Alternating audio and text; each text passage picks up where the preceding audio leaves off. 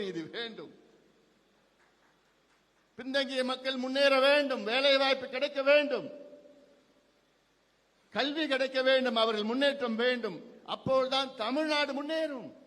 இதைத்தான் அடிப்படை தத்துவம். இதுதான் அடிப்படை தத்துவம். சமூக நீதி நீங்க நிலைநாட்டினீர்கள் என்றால் தானாக தமிழ்நாடு முன்னேறும்.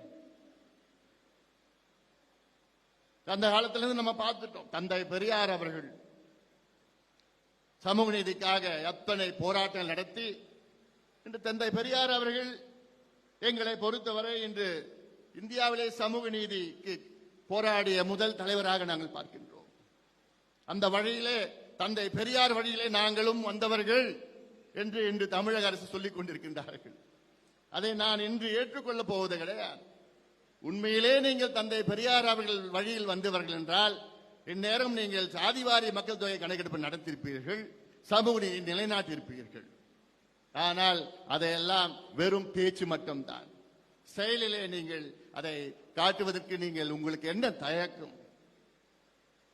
இத்தனை மாநிலங்கள் இன்று சாதிவாரி மக்கள் தொகை கணக்கெடுப்பு நடத்தினார்கள், நடத்தி முடித்து விட்டார்கள். அதுல எனக்கு பெரிய வருத்தம், தமிழ்நாட்டில் தான் முதல் அறிவிச்சிருக்கணும்.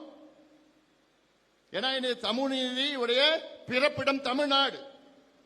ஆனா அதை எல்லாத்தையும் விட்டுட்டு பீகார்ல முதல்ல அது அறிவிக்கல. முதல்ல அறிவிச்சது கர்நாடகாவில் கணக்கு எடுத்துட்டாங்கன்னு அறிவிக்கிறதுக்கு தாமதம்.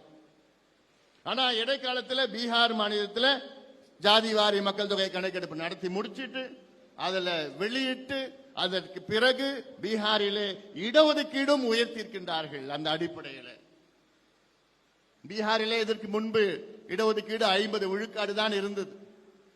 அதன் பிறகு 10 விழுக்காடு, இடபிள்யூஎஸ் 60 விழுக்காடு. இன்று அங்கே சாதிவாரி மக்கள் தொகை கணக்கெடுப்பு நடத்தி முடித்த பிறகு இன்று பீகாரிலே 75 விழுக்காடு இடஒதுக்கீடு அங்கே இருக்கிற சட்டத்தை கொண்டு வந்து அந்த சட்டத்திற்கு எந்த நீதிமன்றமும் தடையும் கொடுக்கவில்லை. இப்போ பீகாரிலே செய்கின்ற